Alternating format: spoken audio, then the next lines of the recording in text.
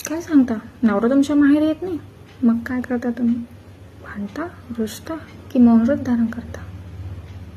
मी म्हणते पाहिजेच कशाला हो नवरा माहेरी.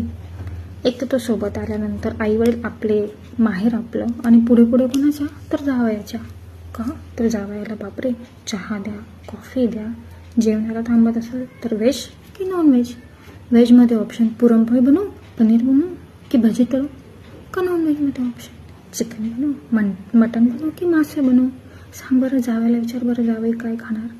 म्हणजे यार एक तर घर आपलं, आपण राहतो बाजूला, आणि आईवडील कोणाकोणाचं पुढे करतं तर जावयाचं.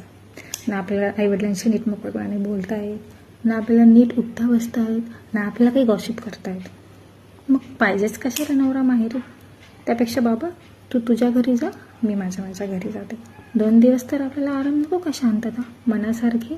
असंही आपण 24 तास राहतोच की त्याच्यासोबत. त्याचं जगणं आपल्या हातात असतं, आपण त्याला मनासारखं जगू देतो ना.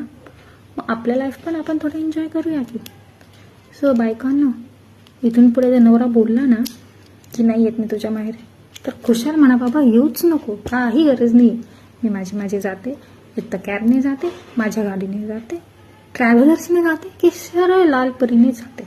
यायचं, 2 दिवस राहायचं आणि आरामात मस्त एन्जॉय करून मग जायचं. आपण पण फ्रेश आणि आपल्या घरचे पण फ्रेश.